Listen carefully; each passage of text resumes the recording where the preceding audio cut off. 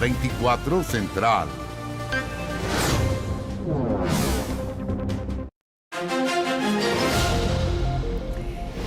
Muy buenas noches, bienvenidos, bienvenidas a las noticias. La máxima autoridad, la máxima encargada de la seguridad en Argentina, la ministra Patricia Bullrich, aseguró que existe presencia del grupo armado Hezbollah en el norte de nuestro país. Por supuesto, esto generó inmediatas repercusiones. Sus dichos fueron rechazados por el propio presidente Boric, quien ya anunció una nota de protesta.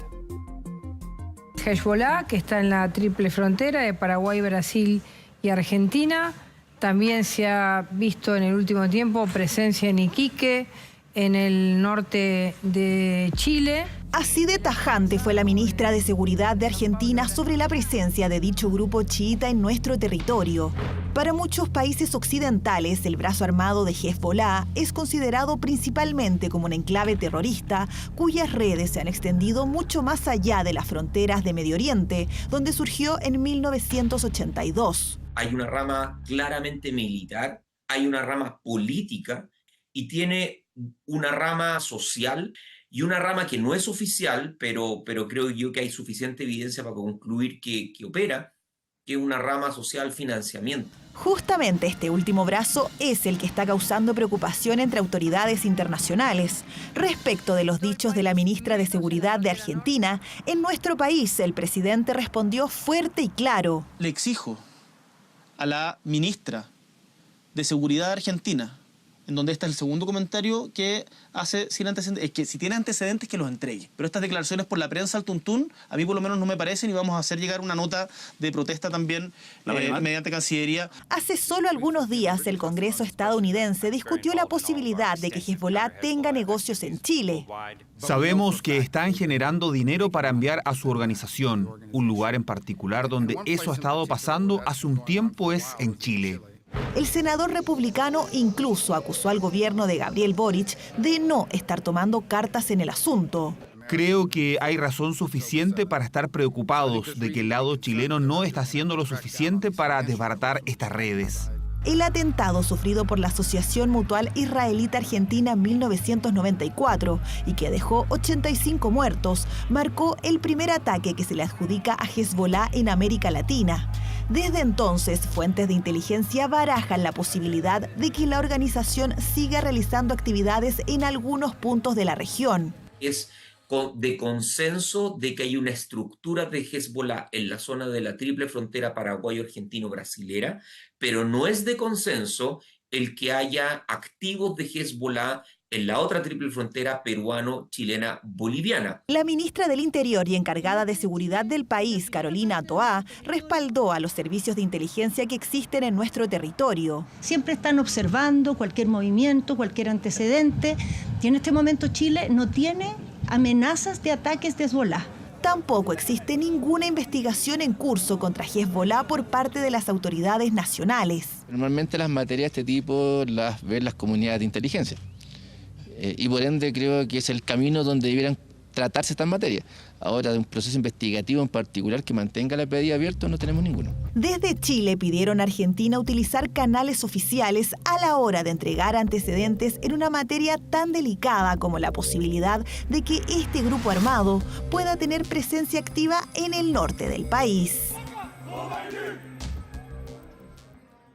Una trabajadora sexual se encuentra en riesgo vital y otra resultó con lesiones, esto luego de ser baleadas por desconocidos. La policía baraja la hipótesis de una lucha territorial, pero no descarta un crimen con motivos de odio.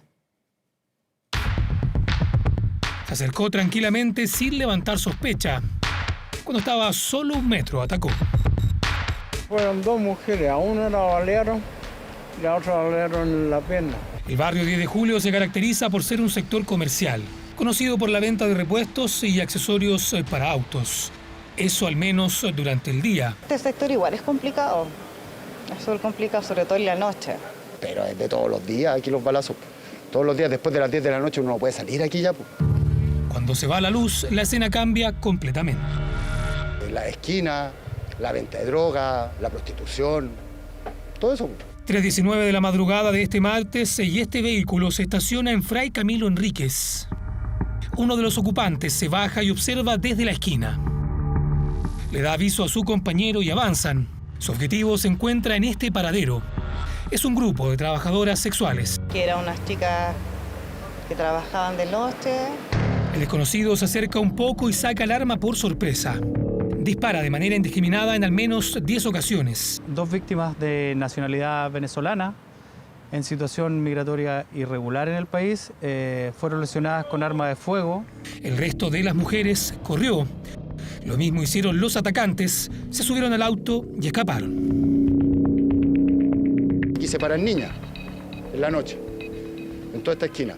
Los proxenetas que le llaman, que están a cargo de las niñas de aquí, son los mismos que salieron a las de ahí para que no les quiten clientes a las niñas de aquí. Si es toda una mafia.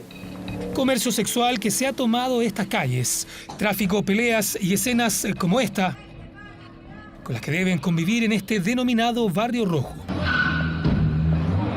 Las mujeres atacadas fueron trasladadas con ayuda de sus compañeras hasta la posta central. La herida de mayor gravedad tenía impactos de bala en el tórax y la cabeza. Hay una de ellas que tiene lesiones menos graves y la otra, digamos, está en riesgo vital. Hechos como este son recurrentes en el sector. Hace menos de una semana y a solo 2 cuadras de distancia, trabajadoras sexuales también fueron atacadas. La policía no descarta un vínculo entre ambos hechos. La mafia venezolana, porque son puros venezolanos. Poco dominicanos, sí, poco dominicanos, pero harto venezolanos. Se adueñan de la esquina, traen chiquillas a trabajar. Y por eso mismo es, pues peleas, pues le quitan la esquina. Allá abajo en Cuadra lo mismo pasó. Misma hipótesis que baraja la policía.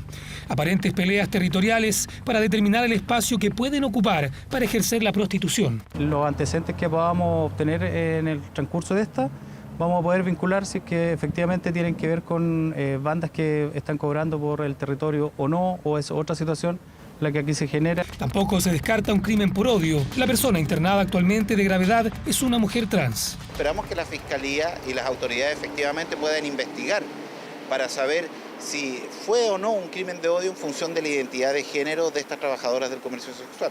La víctima fue intervenida en la posta central y hasta el cierre de esta nota continúa en estado de gravedad. ¿Quién les disparó y por qué las atacaron? Preguntas por ahora sin respuestas. Estas cámaras de seguridad serán la pieza clave para entender cómo ocurren los hechos y cuál es el vínculo de estos 2 ataques a trabajadoras sexuales en menos de una semana. Con 8 detenidos terminó un mega operativo en las comunas de Santiago y Recoleta. La intención era fiscalizar a quienes ahí transitaban, pero sobre todo al comercio ambulante. Bueno, y esto fue, de hecho, uno de los motivos de la discusión. Fue intentando escapar de estas fiscalizaciones que un hombre incluso intentó lanzarse al río Mapocho. Mire. Atropellar ese hombre. Esto es lo que pasa, cada vez se pone un poquito más tenso. Cuidado que lo pueden atropellar. Se pone más tenso aquí a esta hora de la mañana. Intentó zafarse sacándose la polera, pero no resultó. 1, 2, 3, 4 y hasta 8 carabineros tuvieron que llegar para poder capturarlo. Todo para evitar la detención por estar ligado al comercio ambulante en medio de un mega operativo en Santiago y Recoleta. Automóviles, migración y comercio ilegal fueron los focos a fiscalizar. Algunos vendedores ambulantes alcanzaron a huir. Otros, como este, no corrieron la misma suerte. Es que tengo que trabajar porque de algo se tiene que comer, papito. He intentado, pero no me niegan. Un operativo en el sector de Puente Calicanto y el Tirso de Molina. Es en este último que hasta la segunda semana de abril se acumula un promedio de 5 denuncias al día por robo con violencia según cifras de Carabineros. Un reportaje del Matinal dejó en evidencia cómo operan algunos grupos. Son las 4 de la tarde y llega a instalarse un grupo de personas. Pasan solo algunos segundos y uno de estos sujetos aprovecha la luz roja de Avenida Recoleta para concretar su ataque a un vehículo detenido. Tras el robo, escapó hacia los puestos ubicados de forma ilegal en la plaza. Así, los registros abundan. Son este tipo de situaciones lo que ha llevado a que quienes por ahí transitan asocien una serie de delitos al comercio ambulante. Y se presta para todo eso porque muchas personas que de vez en cuando deambulamos por aquí. Se hacen como especie de un puesto y ahí ellos se esconden porque lo he visto. Lo relaciono con la delincuencia y el desorden que se transforma que tienen un recinto que era muy lindo, está muy deteriorado, muy sucio. Se presta para que hayan lanzazos y carterismo y todo el cuento. Durante esta jornada, la Cámara Nacional de Comercio entregó los resultados de una nueva encuesta de victimización. Revela que al observar el comercio ilegal, un 71.1% afirmó que dicha actividad aumenta la inseguridad en el barrio. Las cifras yo creo que son claras, son evidentes hoy día, muestran la situación de nuestro sector, cifras históricas, y es lamentable lo que estamos hoy día viendo en esta encuesta de victimización. Es preocupante porque debemos redoblar los esfuerzos. Cifras como esta hacen que municipios como el de Las Condes busquen nuevas formas de combatir este problema. Firmaron un convenio con Metro que le permitirá el ingreso a las estaciones al personal de seguridad municipal para fiscalizar el comercio ilegal. Integrar el trabajo con Metro, permitir que nuestros inspectores municipales no solo puedan trabajar en la superficie, sino que también en el interior de las estaciones y, por qué no, hacer operativos conjuntos en los andenes también, es algo que le va a entregar más seguridad a los vecinos y a todos quienes circulan. El operativo en Santiago y Recoleta terminó con 8 detenidos y 23 carros ambulantes decomisados. Todo enmarcado a un año de la implementación del Plan Calle Sin Violencia. Un plan que pretende tener mayor presencia policial en el territorio, en las calles, para que la gente también sienta que hay una presencia, una vuelta de la presencia del Estado en estos lugares. Llevamos más de 200.000 controles en este año, cerca de 2.500 detenidos, 180 armas incautadas, más de 10.000 infracciones cursadas. 5 horas después de realizado el operativo, pudimos constatar que nuevamente en este sector histórico de la capital, el comercio ambulante estaba a la orden del día. Primero fue Nicolás Maduro, quien sorprendió con su apertura al diálogo, a lo que el presidente Gabriel Boric se mostró disponible. Bueno, tras diversos hechos que provocaron tensión diplomática, Chile y Venezuela mostraron disposición a abrir canales de comunicación al más alto nivel. Los dichos de Maduro, eso sí, generaron duras críticas porque sus principales dardos apuntaron al fallecido presidente Sebastián Piñera. Si hay un problema y nosotros los venezolanos podemos ayudar en algo, presidente Boric, estamos en la disposición absoluta. Lo que corresponde es hablar. Para eso justamente sirven las relaciones diplomáticas, para dialogar y resolver problemas. Con diálogo, con comunicación, son muchas cosas que se pueden lograr. Nosotros estamos disponibles a tener todas las instancias de diálogo que sean necesarias para combatir el crimen internacional. Para el diálogo estamos disponibles y en eso fue tajante el presidente de la República apenas aterrizó en Calama. La comunicación ha sido compleja con Venezuela y es por esto que la oferta de Maduro provocó reacciones. Diálogo que desde el día 1 ha exigido Chile, primero por los ingresos irregulares a nuestro país y segundo por el hecho que tensionó al máximo las relaciones, la búsqueda de los responsables del crimen del ex militar venezolano Ronald Ojeda, los que estarían en Venezuela según la Fiscalía y que indaga un posible móvil político que habría derivado en el secuestro y posterior asesinato. Un ciudadano venezolano que estaba en Chile, el exteniente Ojeda, fue secuestrado y asesinado por presuntamente ciudadanos venezolanos que, presume la Fiscalía de la Investigación, estarían en este momento en Venezuela. Lo que nosotros hemos exigido del gobierno venezolano es colaboración y por lo tanto en eso mi mensaje es menos retórica, más acciones. Acá lo que importa es que atrapemos a esta gente. Yo me alegro que haya cambiado el discurso del gobierno venezolano en los últimos días respecto, por ejemplo, a la existencia del Tren de Aragua. En Brasil fue el último cara a cara Boric-Maduro y un nuevo acercamiento se daría en momentos de tensión como reflejan las últimas acciones diplomáticas. Maduro, eso sí, fue más allá porque su intención de diálogo sumó críticas y de esta manera el régimen apuntó al gobierno anterior liderado por Sebastián Piñera. ¿Quién se llevó para Chile a estos delincuentes? ¿Quién los conoció, los contrató y los apoyó en Cúcuta para invadir Venezuela el 23 de febrero del 2019? ¿Quién fue a Cúcuta a invadir Venezuela? El recientemente fallecido, que en paz descanse, expresidente Sebastián Piñera. La derecha chilena vino a apoyar una invasión a Venezuela. Yo podría tener diferencias con el expresidente Piñera o con otras autoridades del gobierno anterior, pero las diferencias entre chilenos las resolvemos acá, en Chile. No por la prensa hablando con mandatarios extranjeros.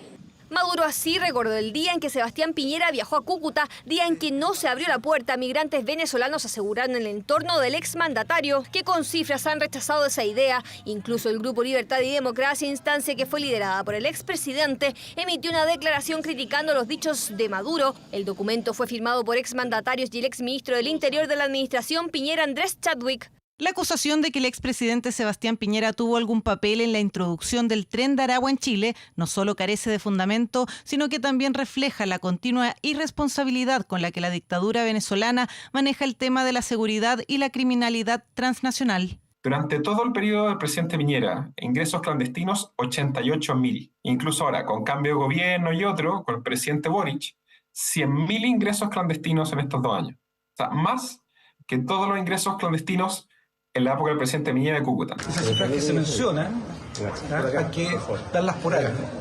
Y cuando se dan por año, las cifras fueron aumentando hasta el 2021. El 2020 empezaron a bajar y el 2023. Entonces, Chile, por hechos anteriores, como que Venezuela negara la existencia del tren de Aragua, llamó a consulta al embajador Jaime Gazmuri, quien se reunió con el canciller. Gazmuri dio cuenta de sus diálogos con autoridades venezolanas y las gestiones realizadas para buscar y capturar a los sospechosos del crimen de Ronald Ojeda. Encuentro en la jornada que se expresó las intenciones de diálogo entre Chile y Venezuela, países que aún no confirman cómo se concretaría la conversación entre Nicolás Maduro y Gabriel Boric. Mientras el futuro del general Ricardo Yáñez se sigue jugando en la justicia y en el Tribunal Constitucional, la Asociación de Fiscales se enfrentó a los parlamentarios que están pidiendo la remoción de Javier Armendáriz, que investiga al uniformado. Su posible salida, eso sí, no incide en la formalización que, de concretarse, marcará el adiós a su cargo. Los requerimientos que puedan hacer autoridades de otros poderes del Estado, yo no me puedo pronunciar. Evitó referirse a una ofensiva judicial con la que parlamentarios han acusado persecución en su contra, le han brindado respaldo y han buscado pavimentar una posible continuidad en el cargo, lo que por ahora se ve complejo. El general director de Carabineros, Ricardo Yáñez, no abordó el requerimiento que admitió la Corte Suprema, que busca remover al fiscal Javier Armendáriz, persecutor a cargo de la causa por la que será formalizado el próximo 7 de mayo, instancia que de concretar se marcará el adiós a su cargo. Falta mucho para eso y ahora lo que hay que enfocarse en lo que a la comunidad le interesa, la seguridad de cada uno de nuestros compatriotas. Yo me mantengo de trabajar hasta el último día, como lo he señalado siempre. Muchas gracias. Yáñez será formalizado por una eventual omisión en casos de violaciones a los derechos humanos ocurridos durante el estallido social. Según los parlamentarios promotores del requerimiento, existe una animadversión del fiscal Armendáriz contra Yáñez. Aseguran que se le ha perseguido con particular encono, subjetividad y parcialidad. ¿Se manifiesta que ha sido parcial respecto a esas causas? Si alguna persona, fíjese, tiene algún reclamo, tiene los mecanismos y los remedios para ello en la medida que es interviniente. La acción de los parlamentarios fue criticada por la Asociación de Fiscales, que a través de un comunicado llamó a la prudencia de los diputados y al respeto de sus funciones, que señalan se ejercen sin ningún sesgo político. Es importante que estos respeten las facultades y los principios que inspiran el trabajo de los fiscales. Para el Ministerio Público la autonomía es un principio intransable. Una cosa es la independencia de los poderes y otra los controles cruzados. Ningún poder puede existir sin falta de control absoluta. Armendáriz tendrá 8 días hábiles para presentar sus descargos, pero la acción, proyectando el futuro de Yáñez, no evitaría su formalización. Los diputados han solicitado que el fiscal Armendáriz sea expulsado del Ministerio Público. Por ahora no tiene ninguna incidencia desde el punto de vista práctico en relación a la tramitación de las investigaciones que está llevando a cabo el fiscal Armendáriz. La acción que apunta a Armendáriz fue celebrada por los 11 diputados firmantes, entre ellos Jaime Araya, parlamentario oficialista. Me parece que el fiscal Armendáriz no cumple el estándar de objetividad y lo que nosotros estamos haciendo es el ejercicio de una facultad constitucional. Creo que es un error. Y pareciera que algunos pretenden ir derribando toda la institucionalidad. Complejo escenario para la máxima autoridad policial, más si la moneda fijó el denominado criterio TOA, que establece que un funcionario público abandone su cargo si es formalizado. Lo importante es que mientras se ejercen estas facultades y se discuten estos recursos, nos encarguemos de que las instituciones sigan funcionando, de que la policía responda a las necesidades de la población. requerimiento que podría tardar meses en resolverse. La gran apuesta de la defensa del general director está en el Tribunal Constitucional porque tras la solicitud presentada podría suspender la formalización contra Ricardo Yáñez. Este hombre, vamos a verlo ahí en nuestra pantalla, es Carlos Castillo, uno de los más buscados en Ecuador. Fue vinculado a la peligrosa banda de los Lobos. Bueno, trabajó como peluquero en una de las barberías que fueron fiscalizadas hoy en Puente Alto. Recordemos que estos locales están en la mira de las autoridades porque podrían convertirse en fachada para cubrir negocios ilícitos.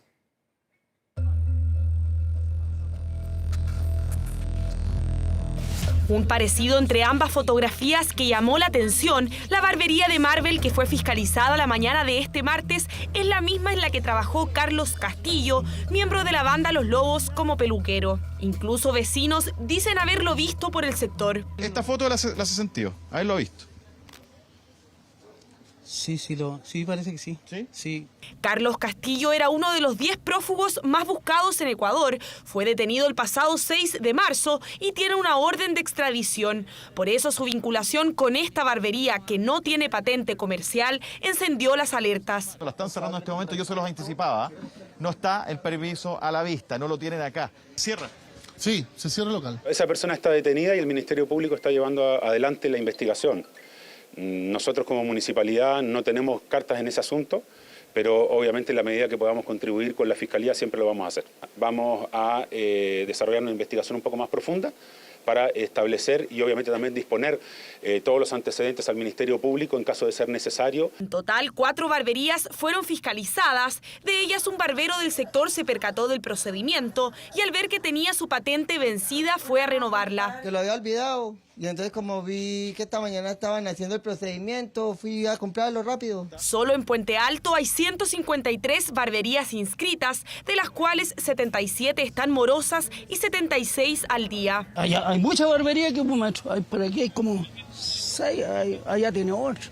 Nosotros tenemos algunas barberías que efectivamente funcionan durante la noche y de eso nosotros dimos cuenta ya a Carabineros y algunas a la Policía de Investigaciones para que investiguen si es que hay un delito detrás de esta barbería. Esta barbería, por ejemplo, cumplía con su patente comercial, sin embargo le cursaron una multa. Yo vendo bebida a los clientes, bebida realmente no alcohólica, bebida de lata, ¿no?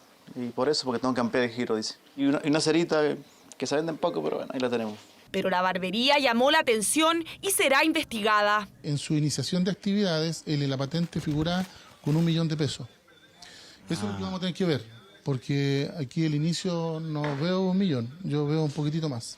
Te sorprende el nivel, ¿no es cierto?, de sus instalaciones cuando están pasando su actividad comercial por microempresa familiar. Así que vamos a solicitar una investigación más profunda. Los vecinos sospechan de algunas barberías porque dicen son una fachada para la comisión de delitos. Tiene gente como de la que roban por otro lado que se juntan acá. Se ponen a tomar, atienden hasta tarde. Al fin y al cabo se tapan muchas cosas que no son legales. No es solamente que se abastece de la barbería. La verdad es que todos lo saben. Sí, llama la atención que estén hasta tarde. Más encima los autos lujosos que llevan.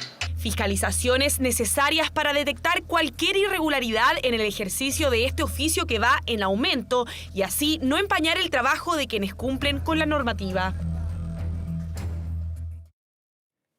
A lo mejor usted lo ha notado, el centro de Santiago está viviendo profundos cambios. Las principales casas matrices del sector se están yendo a la zona oriente, sobre todo las financieras. Junto a esto, cada vez hay más tiendas con sus cortinas abajo. Hace tan solo 6 años, el Paseo Ahumada contaba con el metro cuadrado más caro de Latinoamérica, una realidad que hoy es totalmente distinta. Muchos locales cerrados, se arrienda. Sí, pues bueno, después de la pandemia quedó la escoba y el tema financiero y todo está mal. Muchas oficinas han salido para el sector oriente. Son algunas de las sensaciones de quienes transitan a diario por el centro de Santiago, un punto que reunía a las principales empresas del país, las mismas que ahora paulatinamente se han ido retirando. La última sería el Banco Santander, que moverá sus oficinas corporativas a la comuna de Las Condes en el año 2026. Tienen otros atributos que han ido perdiendo en lo que era el tradicional centro de Santiago. Por ejemplo, digamos, todo lo que significa en términos de seguridad. Requieren también de tener un equipamiento y unas condiciones laborales que sean equivalentes o mejores, ¿no es cierto?, al lugar desde donde vienen.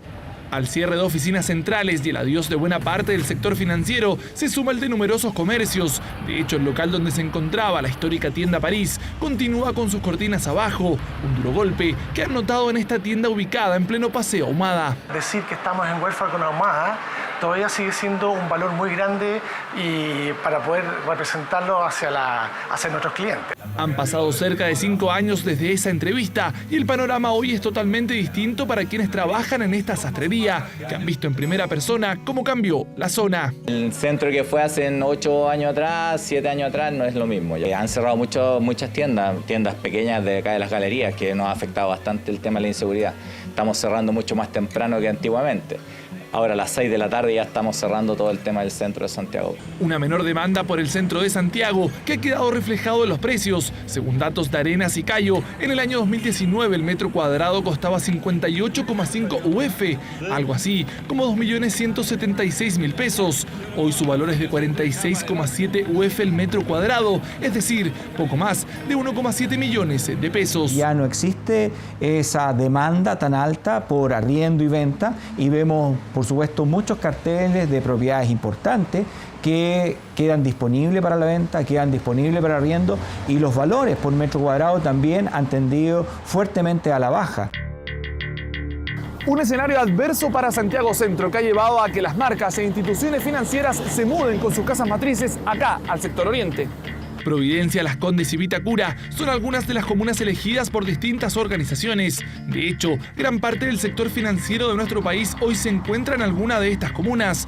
Con esto, los expertos no descartan que el centro de Santiago se convierta en una oportunidad para el sector público, al igual que en otros países. En el caso de Bogotá, en Colombia, el centro se ha ido poblando más bien por instituciones públicas y las instituciones más bien privadas, internacionales, van tomando otras posiciones. Cambios en el mapa institucional de la región metropolitana, con un sector oriente que recibe a sus nuevos vecinos, que por años dieron vida al centro de Santiago. 650 millones de dólares pagará el gobierno de Javier Milei por 24 aviones de combate F-16 para sus Fuerzas Armadas. Una compra celebrada por el gobierno argentino, pero cuestionada por quienes se han visto afectados por los duros recortes en el gasto social en medio de la crisis.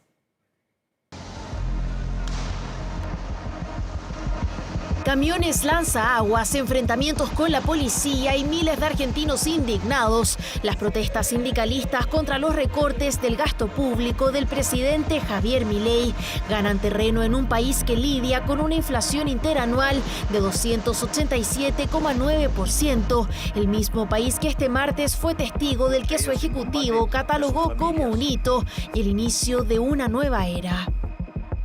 Está sacando a la Argentina de décadas de decadencia y está llevando las banderas de la libertad a todos los rincones del mundo, y esto también se siente y resuena aquí en Dinamarca. Y es que desde ese rincón del mundo el gobierno argentino formalizó con sus homólogos daneses la adquisición militar más ambiciosa de sus últimos 50 años de historia, la compra de 24 aviones de combate F-16 para responder a amenazas por cielo, mar o tierra. Muchísimas gracias y, como corresponde, la arenga libertaria. ¡Viva la libertad, carajo! Pero ¿cuáles son las facultades de estas aeronaves?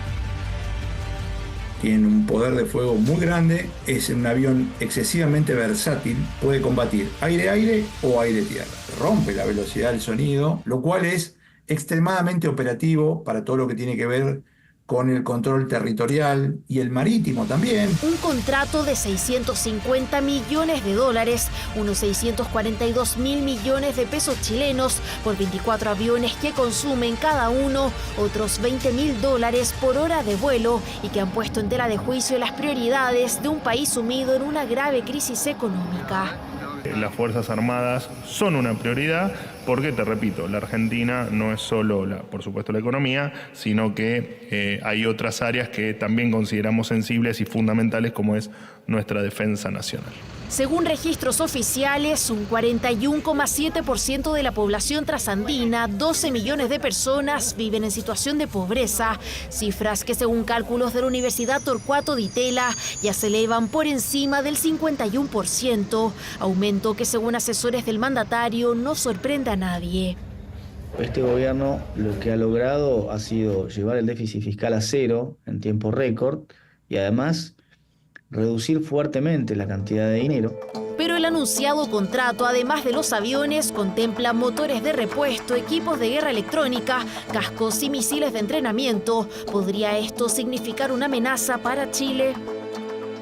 Esto no representa ningún desequilibrio bélico en la región. Los aviones son similares a los nuestros, en menor cantidad que los nuestros, y era una capacidad que ellos tenían y la habían perdido hace muchos años atrás. Durante el acuerdo, de hecho, el ministro argentino reiteró la defensa de su gobierno de la solución pacífica de las controversias, todo en medio de una grave crisis social que agobia a millones de argentinos.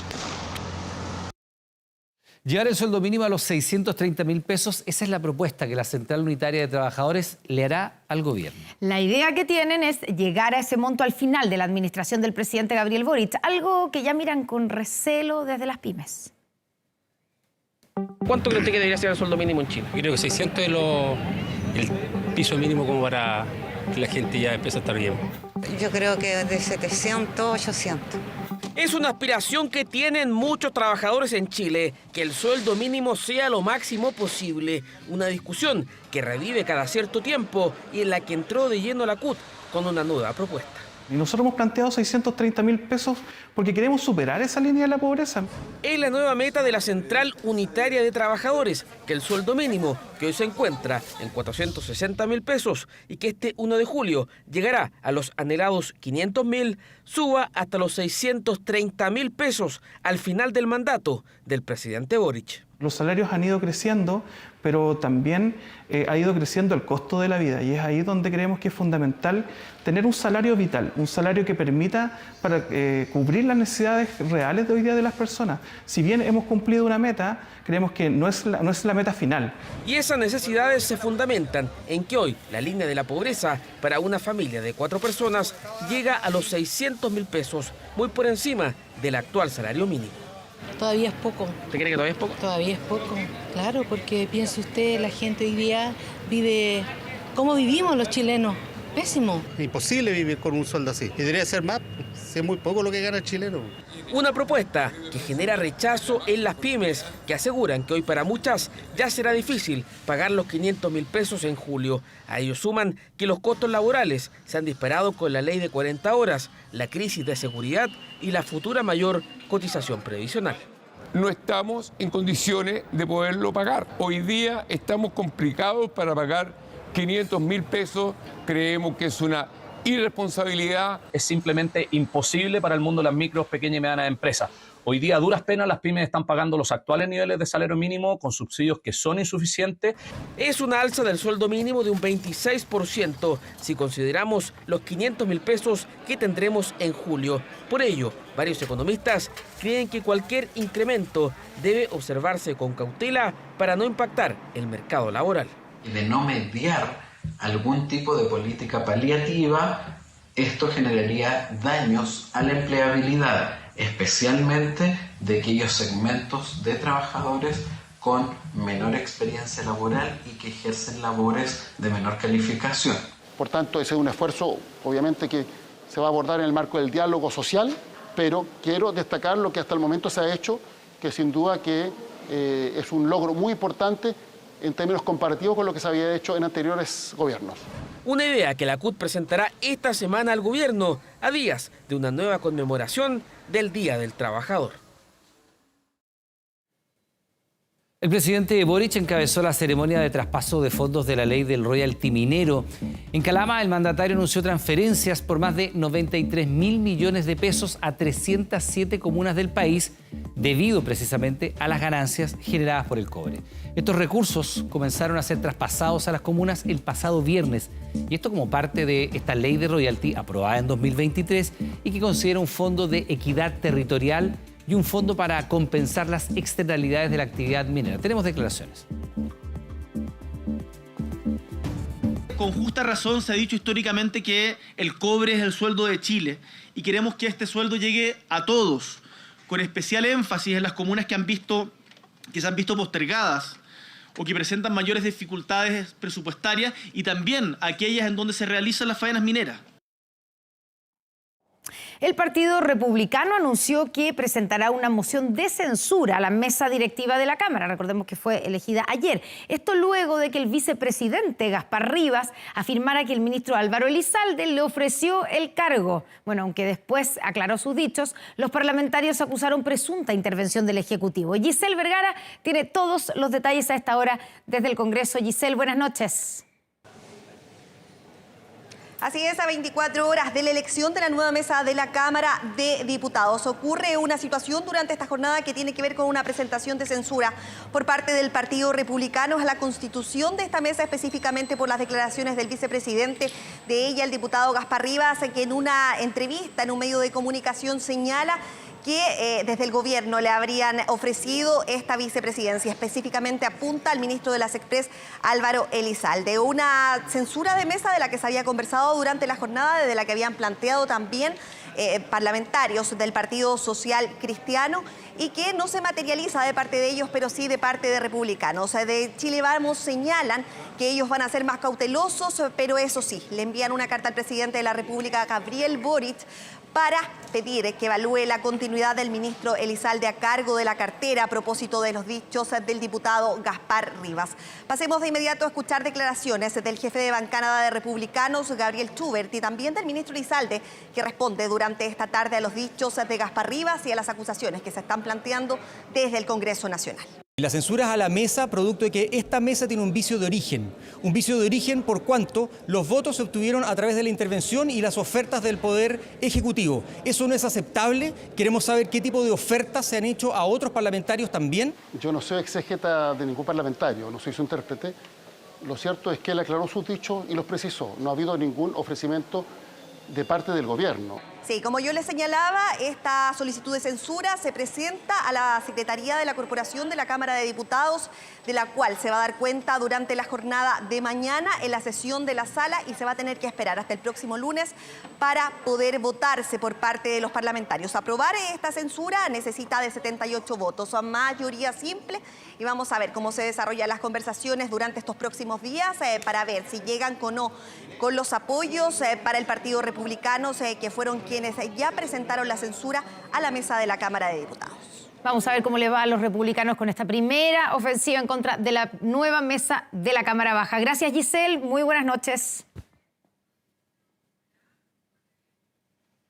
Atención a este registro porque con un adulto golpeando en la cara a una estudiante, así terminó una brutal pelea entre jóvenes a las afueras de un liceo de Talcahuano. Es el tío de una de las involucradas. Bueno, la Defensoría de la Niñez abrió una investigación.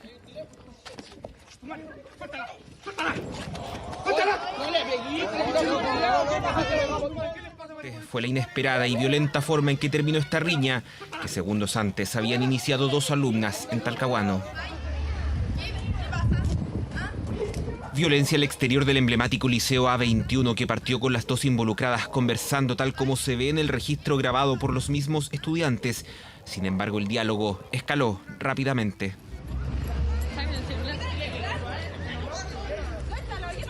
Golpe que dio paso a las agresiones mutuas que continuaron ante la mirada de cerca de 80 testigos, hasta que de pronto aparece en escena este hombre que golpea en el rostro a una de las jóvenes. Yo habría hecho lo mismo. El conflicto entre las chicas y los adultos no deberían por qué meterse, independiente que sean familiares. Es algo que no corresponde primero que nada, no la pelea entre los chicos y menos que se meta un adulto, o sea, como le digo, ahí las medidas va a tener que tomar el establecimiento. De hecho, en el establecimiento estaban al tanto del conflicto entre las dos alumnas que se arrastraba desde hace un tiempo. El área de convivencia escolar tomó el caso y la estaba tratando a ambas. Y ellas quisieron conversar solas, siempre se les sugiere que cuando se converse se haga frente a un adulto, pero ellas quisieron conversar solas afuera. Así el caso acabó de la peor forma, porque el problema tampoco quedó ahí.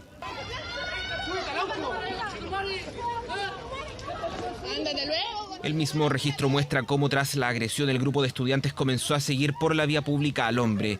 Se trataba del tío de una de las involucradas. En el camino hubo más agresiones y los incidentes llegaron al interior de este edificio de la Asociación de Retirados de la Armada, donde irrumpió la turba. Andaban a la siga un personaje, no tengo idea quién era y por qué. Solamente empezaron con mucha grosería y la turba que no podíamos sacarla. Así es que llamamos a Carabineros. Fue recién ahí que llegaron a su fin los graves incidentes que se estaban produciendo en las inmediaciones del liceo. Estas dos menores son tomadas detenidas, al igual que la persona adulta. Entonces, ante esa situación y conforme a la constatación de lesiones, las cuales fueron de carácter leve, el fiscal, en este caso el Ministerio Público, le otorgó la libertad.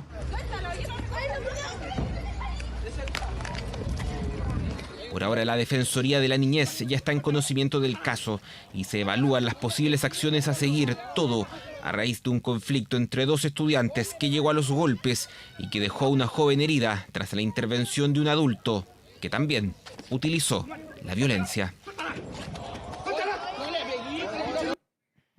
Bien impresentable. No, todo es muy inapropiado. Sí, la actitud del adulto sobre todo.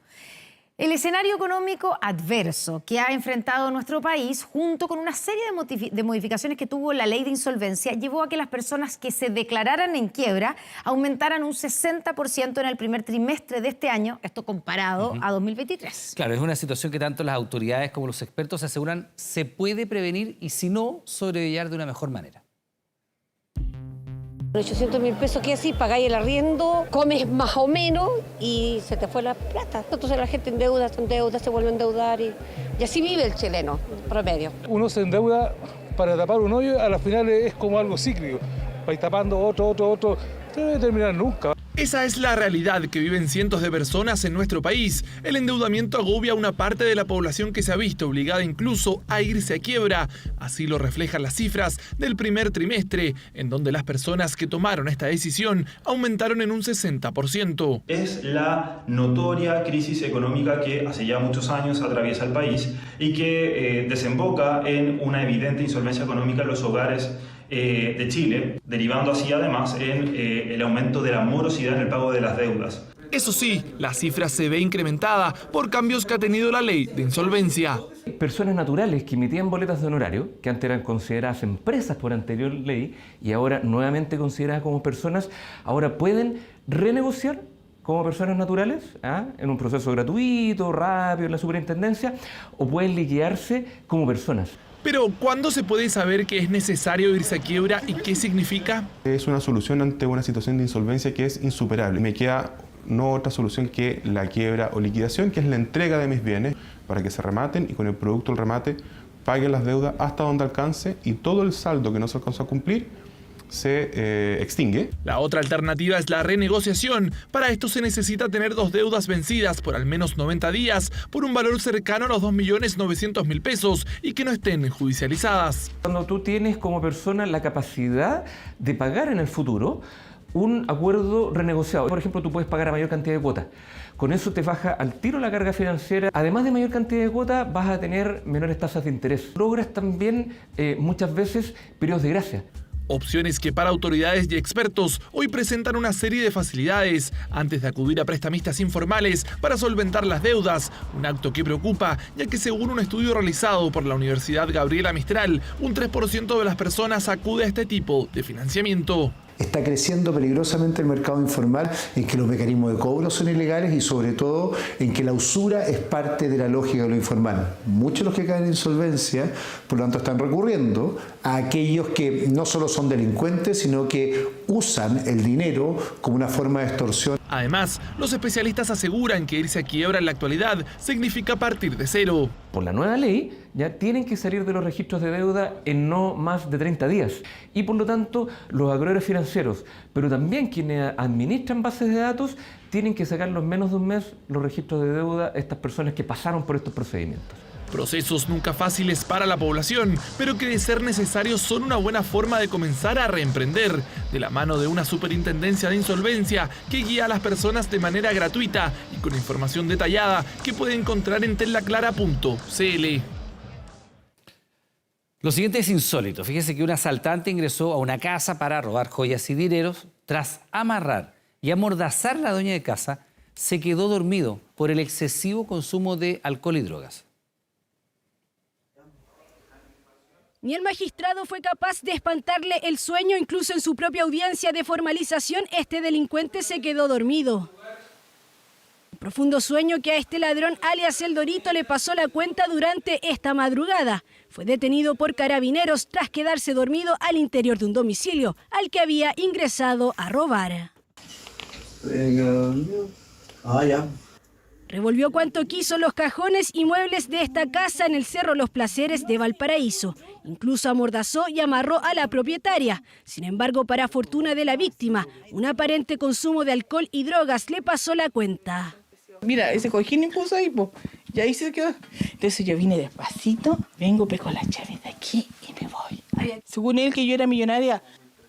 Nervios de acero de esta pensionada de 65 años, que por más de una hora permaneció con el asaltante al interior de su casa. Fue el ruido de unos pasos lo que la despertó en mitad de la noche. Luego de preguntar quién era, el ladrón tuvo el descaro de sentarse junto a ella y la amenazó. ¿Amordazar? Sí. Me desarmé, me saqué. No, con esto yo me voy. ¿Y la amordazó aquí? Sí, ahí. Con esta me amarró aquí. Así. Y las manos. Un error que le costó caro a este antisocial. Aprovechando su sueño profundo, Jessica logró dar aviso a sus vecinos, quienes la auxiliaron. Eso siento que estaban roncando. Y ahí me saqué todas las ventas y vine despacito. Me arranqué y me vine para acá. Ella de la ventana de ahí cuando se arrancó porque el tipo se quedó dormido, lo tiraba a piedra a nosotros. Tocando el timbre y la asistimos nomás en lo que pudimos. Llamé a otros vecinos y entre todos nos organizamos. El abrupto despertar del asaltante quedó registrado en este video. Fue detenido y esposado delante de su víctima por carabineros. Según la comunidad, los asaltos en el sector son reiterados. Hace poquito se entraron a 3 casas a la vez, al tiro ahí. Acá eran 3 personas los que andaban. Allá parece que era uno que estaba drogado. Entró como Pedro por su casa en busca de joyas y dinero, pero no fue la madrugada esperada para el Dorito, tampoco el día. Al momento de su detención se le incautó un teléfono celular, una cadena de metal, además de especies avaluadas en 500.000 pesos. Personal policial en el servicio a la población en forma inmediata se constituyó, logrando la detención de este individuo quien aún se encontraba en el interior del inmueble. Se encontraba en normal estado, puede ser que a lo mejor bajo el efecto de droga. El hombre de 33 años, que desde hoy se conoce como el asaltante dormilón, tenía otras 3 causas pendientes por robo en lugar habitado, quebrantamiento y amenazas. Esta vez el tribunal resolvió dejarlo en prisión preventiva por los próximos 100 días tras ser formalizado por un robo con intimidación que terminó con él durmiendo en el suelo. Y lo siguiente también se trata de ladrones, pero en Estados Unidos. Un robo millonario en productos Lego hicieron delincuentes en ese país. Y aunque ya fueron detenidos, el hecho encendió la alerta sobre el interés que despiertan los productos más caros de esta marca, que hoy son conocidos como oro plástico. Jugar con Legos no es cualquier cosa. Yo diría que para cualquier coleccionista Lego es todo. Y vivir ese todo puede involucrar bastante dinero.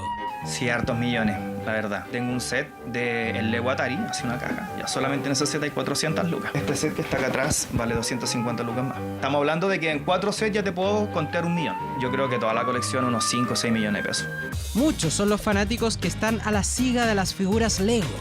Y está el público exclusivo específico que busca ese producto que no lo consigue así de fácil. Y que está dispuesto a pagar por él. Lo más costoso que hemos traído es una nave Star Wars como un precio alrededor de 500.000 pesos. Las tiendas Lego como tal tienen productos de 1 millón de pesos, 700.000 pesos. El oro plástico le llaman a Lego por el valor que pueden alcanzar sus piezas, un dato que parecen haber tenido 4 individuos, 3 hombres y una mujer de entre 35 y 44 años, detenidos en Los Ángeles, California, por robar Legos. Los llamados mecheros que siempre están acechando. En nuestra otra tienda, en diciembre nos robaron un computador completo armado de $1 millón. ¿Y Lego no se llevaron en esa? No, es que están siempre dentro de vitrinas. Tuvo suerte este locatario de la Galería Eurocentro en Santiago, porque la banda detenida en Estados Unidos probablemente se hubiese llevado los Legos. A ellos se los detuvo por robar $300.000. Esto es cerca de 294 millones de pesos en sets de colección de Star Wars, El Señor de los Anillos y otros de gran valor comercial. No hay imágenes en video del procedimiento, pero ya que estamos en esto... ¡Vámonos con todo lo que robamos de Lego! ¡Alto ahí! ¡Oh! Están detenidos, tienen derecho a guardar silencio. En versión Lego, la detención debe haber sido algo más o menos así. La pregunta es, ¿por qué alguien robaría tantos Legos? Quizás a lo mejor los delincuentes tenían conocimiento del nicho, porque hay muchas cosas que salen por temporada y te salen cosas solamente 6 meses, pero ya no se vuelve a fabricar. Y el precio de los sets de Lego que son retirados del mercado experimentan un aumento en su valor de alrededor de un 11% anual, lo que les convierte, para quien los tiene en su poder, en una buena fuente de inversión. Bien lo sabe el fanático chileno. Este está sellado. En la tienda Lego, tú te metes a la tienda Lego, te está costando 400 lucas. Me lo muestra en una caja porque lo tienes sellado. Exactamente, este está sellado. O sea, este no pretende... ¿Piensas abrirlo? No, abrirlo en este caso es un daño, la verdad. Sí. O sea, se desvaloriza completamente el set. ¿Tú lo compraste sabiendo que no lo ibas a abrir? Exactamente. Se compró a sabiendas que no se lo abrí. Para mí esto es inversión, la verdad. Este yo creo que en 4 años más, 5 años más va a costar como $1 millón. El oro plástico ya está dicho. Al menos esas versiones de colección Lego, varias de las cuales, avaluadas en $300.000, robó una banda en las calles de California. Ya, este es el video que encendió las alarmas, vamos a decirlo, porque con esta pieza la colombiana Shakira remeció la industria del entretenimiento al anunciar las primeras fechas de su nueva gira Las Mujeres No Lloran. Un tour que comenzará en Estados Unidos y Canadá. Ahora, la gran pregunta que nos hacemos todos, ¿qué pasará con América Latina? ¿Qué pasará con la colombiana en nuestro país? ¿Llegará hasta aquí? Hoy no me puedo contener. Hoy tengo que avisarles algo.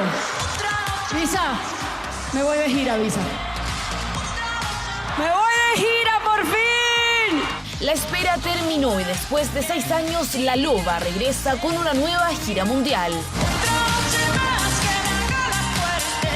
En plena actuación del productor argentino Bizarrap en Coachella, Shakira acaparó todos los focos al anunciar su primer tour después del Dorado en 2018. Esta vez de la mano de su último disco, Las Mujeres Ya No Lloran, donde le canta el desamor tras su ruptura con el exfutbolista Gerard Piqué, pero también trae de regreso a la etapa más rockera de la colombiana.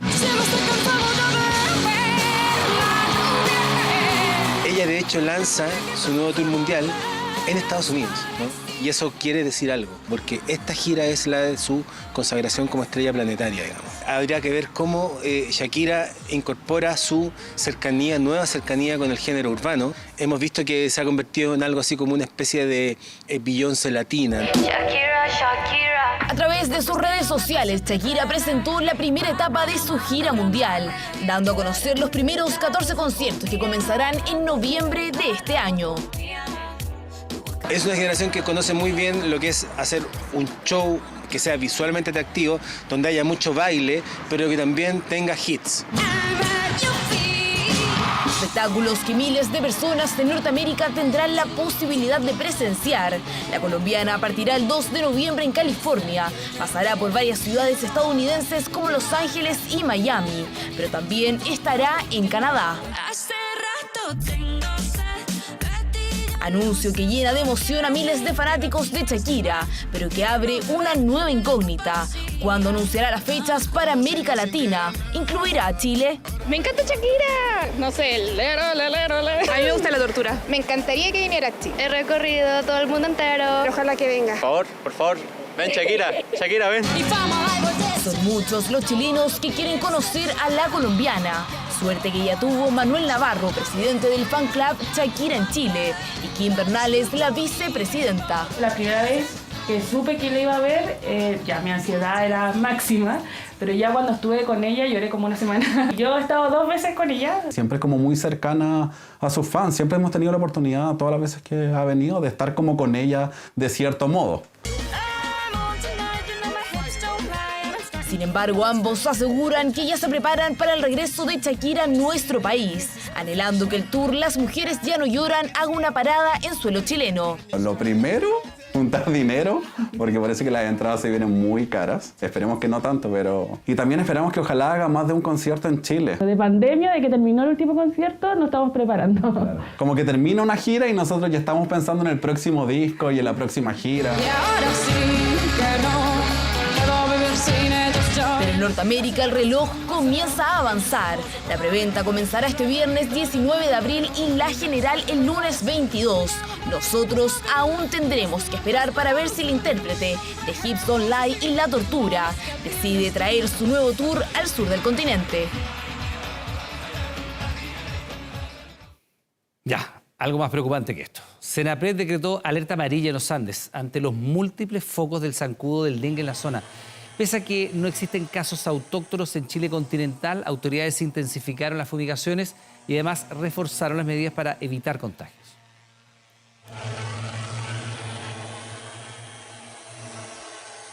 Ingresaron cubiertos de pies a cabeza, preparados para eliminar todo rastro del peligroso visitante. Así estos hombres amarillos recorrieron cada rincón del Terminal Internacional Ahumada en los Andes ante la presencia del vector Aedes aegypti, más conocido como el mosquito del dengue, zancudo portador que activó este martes la alerta amarilla de Senapred.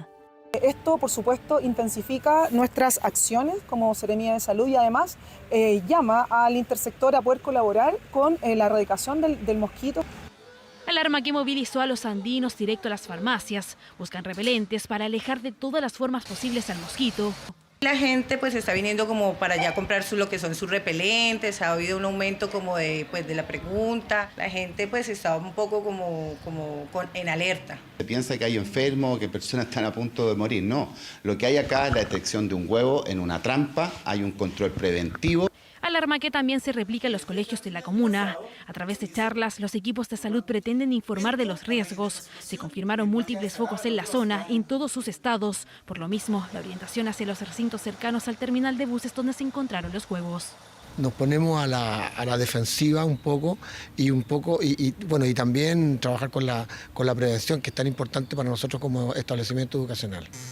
Historia parecida a lo que ocurre en el norte. Arica también está bajo alerta amarilla por el hallazgo de Aedes adulto en 34 viviendas, hecho que llevó a la fumigación en sectores que poseen alta presencia de personas, entre ellas el antepuerto de la comuna.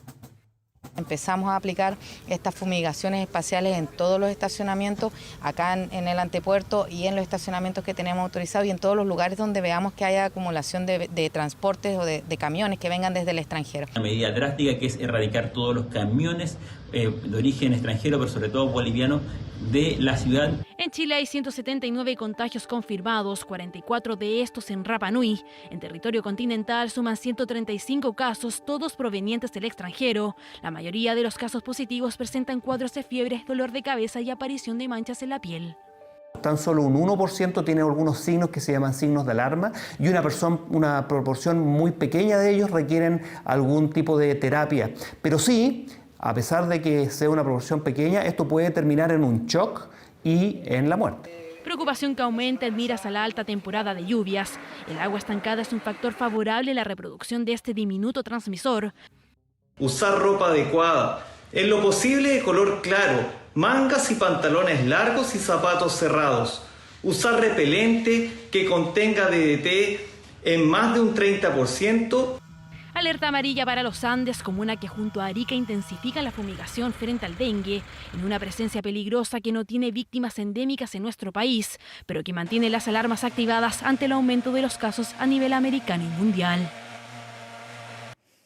Faltan segundos para las 10 de la noche. Les recordamos que a partir de esta hora, Televisión Nacional de Chile está autorizada para transmitir programas para mayores de 18 años.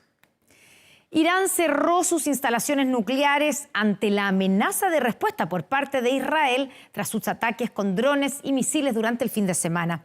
Bueno, ¿qué riesgos existen de que un operativo pueda golpear esas centrales?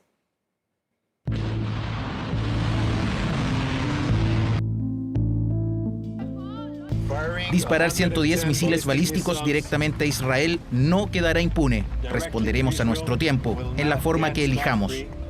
Pasan los días y crece la incertidumbre sobre la respuesta al ataque de Irán sobre Israel, con más de 300 drones y misiles. Proyectiles que fueron en su mayoría derribados y ahora expuestos por el ejército israelí para prometer represalias. Irán respalda a Hamás, a Hezbollah y a otros, pero estamos decididos a ganar allí y defendernos en todos los ámbitos. Mientras la comunidad internacional presiona para evitar una mayor escalada regional, se suma un nuevo factor de preocupación: ataques contra sitios nucleares. Y es que desde el Organismo Internacional de Energía Atómica de Naciones Unidas han elevado sus alertas. Siempre estamos preocupados por esta posibilidad. Nuestros inspectores en Irán fueron informados ayer por el gobierno que todas las instalaciones nucleares que inspeccionamos diariamente permanecerían cerradas por razones de seguridad. El programa nuclear de Irán ha preocupado a la región en los últimos años ante el posible desarrollo de armas nucleares. Hoy el organismo de la ONU se dedica a monitorear varios sitios de este tipo de energía, entre ellos una planta. Pero ¿cuál sería el efecto de un ataque contra esta? Nuestro reactor, que es un reactor nuclear de investigación, opera a 5 megawatts y estos son casi 1000 megawatts. Por lo tanto, el impacto de que esa planta deje de operar de manera segura es enorme. Si hubiera un daño a una central de energía o a los sistemas de respaldo, obviamente estamos hablando de un efecto muy serio en la seguridad. Si bien desde Israel prometieron una ofensiva contra Irán, se desconocen los detalles. Ataques de ciberseguridad, bombardeos contra infraestructura militar o fábricas de armamento son algunos de los posibles escenarios. De atacar un sitio nuclear no creo que es entre los escenarios que Israel está tomando en cuenta. Hacer una acción contra la infraestructura nuclear, de hecho, es empezar la guerra contra Irán. Las amenazas serán mucho más grandes si no hay respuesta. El Gabinete de Guerra de Israel se reunió por tercer día para barajar las posibilidades de respuesta, mientras que Irán asegura que esa arremetida no quedará impune. Si por alguna razón el régimen sionista quiere tomar incluso medidas menores contra nuestra tierra, contra el pueblo iraní, nuestros intereses, definitivamente enfrentará una respuesta decisiva y dura. Y esta no tardará otros 12 o 13 días, sino segundos. Estados Unidos y la Unión Europea están considerando imponer nuevas sanciones contra Irán, al mismo tiempo que sus líderes buscan disuadir y evitar una escalada devastadora para Medio Oriente. 24 Central.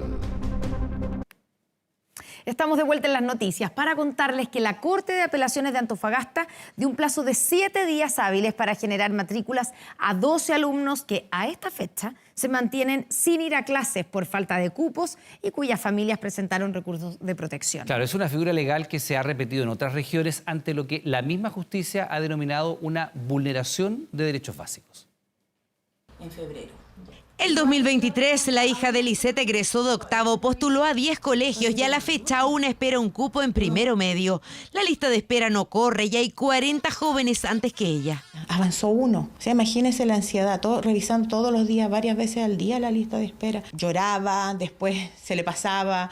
Nosotros preocupados porque mucho tiempo sin colegio y hasta el día de hoy mi hija no tiene colegio. En febrero interpusieron un recurso de protección y la justicia les dio la razón. La Seremi de Educación de Antofagasta tiene un plazo de 7 días para encontrarle una matrícula en un establecimiento cerca de su casa. A la fecha, y eso pareciera que es lo más grave, habiéndose ya iniciado el año escolar, aún no existe certeza respecto a la continuidad de los estudios de los distintos estudiantes y requirentes de estos recursos de protección. Significa no solo que mi hija pueda volver a estudiar, significa que algo está fallando. Hasta este lunes eran 55 los recursos de protección presentados en la Corte de Apelaciones de Antofagasta. 12 de ellos fueron acogidos y este miércoles se revisarán otros 11 casos. El problema existe a nivel de primero medio en la comuna de Antofagasta, para lo cual como solución hemos propuesto la doble jornada escolar. La misma lucha la están dando decenas de familias en distintos puntos del país.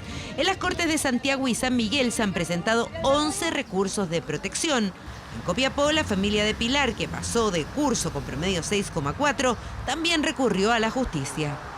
No ha sido una mala alumna, no tiene mal promedio para no poder quedar como calificada o haber entrado en un colegio en todas estas instancias que se hizo las postulaciones. Que ahora que se pueda, que podemos ir al colegio, que se nos vulnere ir al colegio, es muy malo y triste para mí. El tribunal acogió este reclamo y dio 15 días de plazo para encontrarle un cupo. Un problema que se arrastra desde que debutó el sistema de admisión escolar SAE, que venía a terminar con la selección de estudiantes para acceder a colegios públicos y particulares subvencionados mediante un sistema aleatorio a cargo del Mineduc. Pero por diversas razones, la demanda no se ajusta a la oferta. Hoy día el Ministerio dice que son 880, pero estamos hablando de una situación gravísima en que vemos que se están vulnerando derechos básicos como el derecho a la educación, y eso es sin duda una responsabilidad del Ministerio de Educación. Desde Mineduc aseguran que han habilitado más de 13.000 cupos del 2022 a la fecha, pero para acoger toda la demanda que existe, se debieran construir 300 colegios adicionales. Hemos podido crear 724 nuevos cupos en Antofagasta y estamos actualmente con un convenio en la creación de salas modulares que nos permitirá seguir aumentando estos cupos. En la región metropolitana tenemos un trabajo, por ejemplo, con el Liceo Bicentenario de Batuco, que nos permitirá ampliar la matrícula en la comuna de Lampa. Lo cierto es que hoy todavía hay niños y jóvenes sin colegio y sin respuestas concretas sobre el futuro de su educación. Y un incendio afectó este martes a la antigua Bolsa de Valores de Copenhague, que es uno de los edificios más antiguos de la capital de Dinamarca. Ahí están las imágenes preocupantes. Este siniestro ocurrió durante la mañana del martes por razones que todavía se están investigando. Y a la media hora cayó la icónica aguja que está en el centro de este edificio, la cual fue construida entre fines del siglo XVI y principios del siglo XVII. Aunque la Bolsa de Valores de Copenhague ya no funciona en este edificio, sino que en otro más moderno, personas intentaron sacar cuadros desde el interior de este inmueble de más de 400 años de antigüedad. No se registraron víctimas fatales ni tampoco personas heridas. De vuelta en nuestro país, este martes comenzó en San Fernando de manera reservada la preparación del juicio oral contra Eduardo Macaya Centilli, por el delito de abuso sexual contra 4 menores de edad. Una acusación por la que el Ministerio Público pide 12 años de cárcel. La semana pasada, la Corte de Apelaciones de Rancagua rechazó un recurso de amparo, por lo que la acción judicial continuó en su contra. Tras la audiencia en la que se presentaron las pruebas y testigos de los intervinientes, el imputado, quien es el padre del senador y presidente de la UDI, Javier Macaya, se refirió por primera vez públicamente a la investigación. Se declaró inocente y acusó un sesgo por parte del Ministerio Público. Nunca buscamos una instancia de juicio abreviado o un acuerdo con el Ministerio Público, porque no estoy dispuesto a reconocer participación en hechos que nunca han ocurrido. Hasta la fecha el Ministerio Público ni siquiera ha solicitado mi declaración, menos la incautación de teléfonos ni aparatos electrónicos como es lo usual en este tipo de casos, porque sabe que es lo más rentable hablar de los abusos del padre de un senador de la UDI. Este sesgo ha existido desde un principio y se ha mantenido constantemente a lo largo de toda la investigación, y por eso que me alegro de que se inicie este juicio oral para poder demostrar mi completa inocencia. Eso no es efectivo, nosotros mantenemos nuestras investigaciones con objetividad. No hay ningún tipo de persecución desde ese punto de vista, sino hechos objetivos que a nuestro juicio avalan la acusación presentada.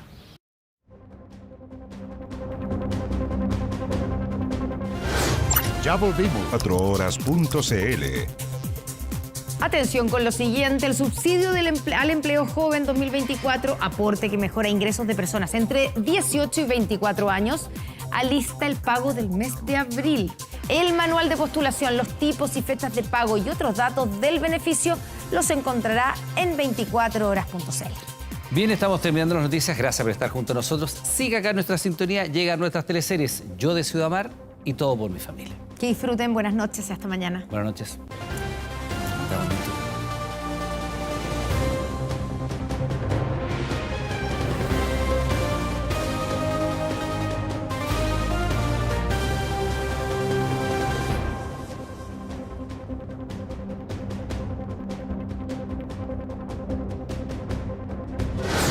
Con el auspicio de Vamos